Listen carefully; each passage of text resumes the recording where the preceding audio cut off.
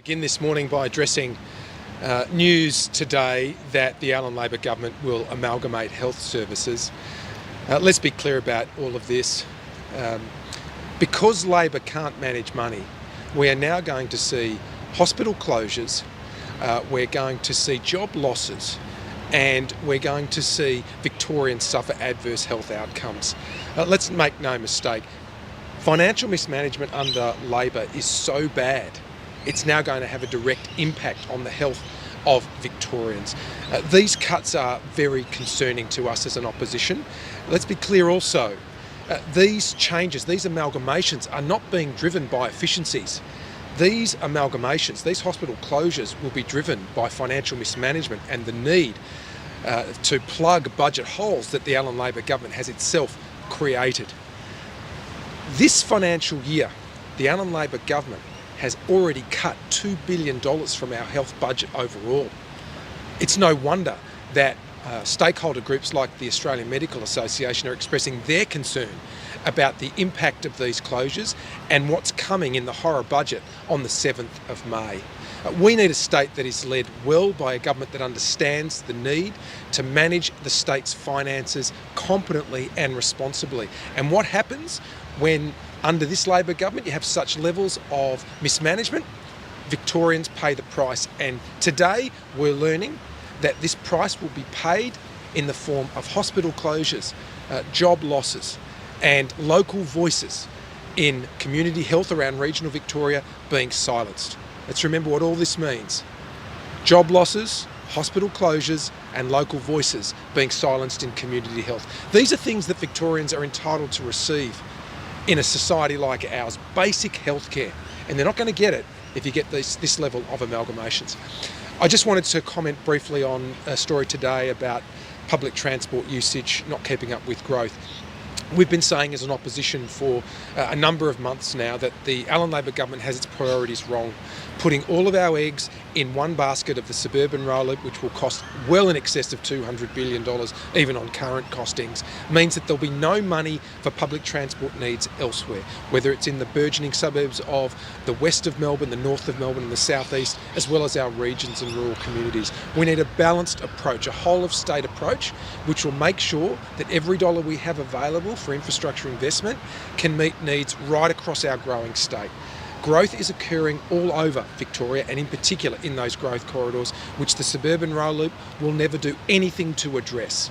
This is not just a question of sound financial management, it's a question now also of fairness and equity, making sure that wherever you live in Victoria, you can access services and infrastructure in a way which meets the needs of a growing state. I'll take some questions. John, you said hospitals are going to close, but Mary-Ann Thomas was adamant that hospitals will not close. Don't believe what Minister Mary-Ann Thomas or anyone else in the Allen Labor government says on this. Trust the hospitals themselves and the stakeholder groups. They are saying that there is no possible way they can meet the Allen Labor government's demands for cuts without either closing services entirely or cutting services and getting people to lose their jobs. That's just not acceptable in Victoria today, and it's because of the financial management. So when the government says there'll be no closures, listen to the hospitals themselves. They cannot manage the magnitude of the cuts that are being forced on them without job losses, closures, and also it will mean the loss of local voices in regional communities. What do you make of the department contacting those hospitals on the phone rather than putting the details of the cuts in emails?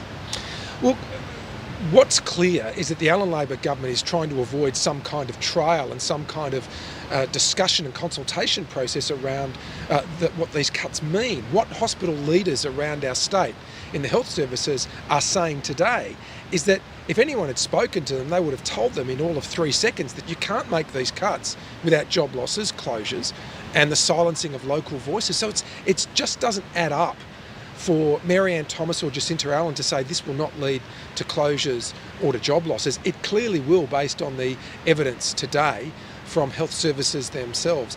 And it's in addition to the fact that these cuts will be savage, it's also the disrespectful way in which the government is treating health services. To be contacted by phone when the magnitude of these changes will have seismic effects on health services around our state.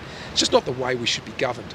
Do you think they're trying to avoid a paper trail, trying to avoid those emails being forwarded on? on doing it over the phone so things can't be FOI? It's clear that, true to form, the Allen Labor government is not wanting any paper trail about what these cuts will mean. And it just goes to heightened concerns, not assuaged concerns, but heightened concerns about how savage these cuts will be and what the consequences of them will be. And that's why I choose to believe the health services themselves when they talk about job losses, closures and the silencing of local voices. The government needs to be transparent. And you can't be transparent when you're trying to avoid any kind of record, whether it's emails or formal communications between the government and health services. When you're trying to do it on the phone to avoid scrutiny, to avoid transparency, that just tells you how badly as a state we are being governed. John, you say it's going to have a seismic effect. What effect do you think that'll have? Because again, the government keeps saying it's not going to affect, frontline healthcare. But that's not what the AMA is saying. So are people going to be waiting longer? Are they going to be missing out? And if they do, who should they be blaming?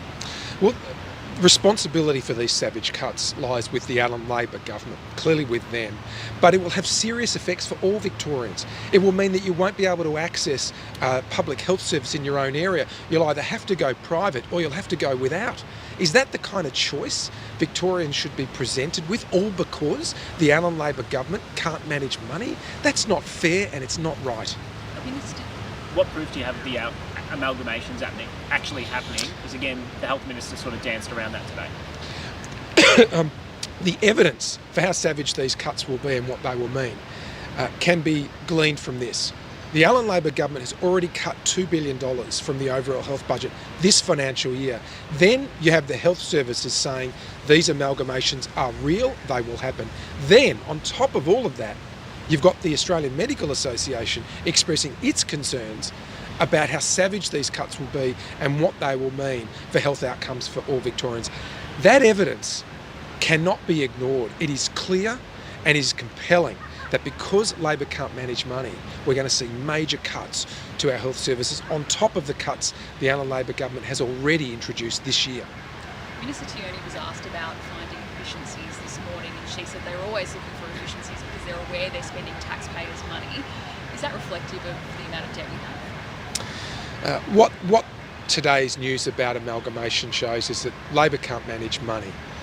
And whether it's the Commonwealth Games, whether it's budget blowouts, any number of programs that the government has mismanaged, IT programs, the latest in a long line of mismanaged projects, we're now seeing health being affected as well. So when Mary-Ann Thomas or anyone else in the Allen Labor government talks about how seriously they regard taxpayer money, really look at the evidence. It all stacks up against the government, and worse than that, Victorians are paying the price for what is now a state mired in debt, a state now that is seeing cuts to basic services we as Victorians are all entitled to receive in health, in education, all the other areas of service delivery.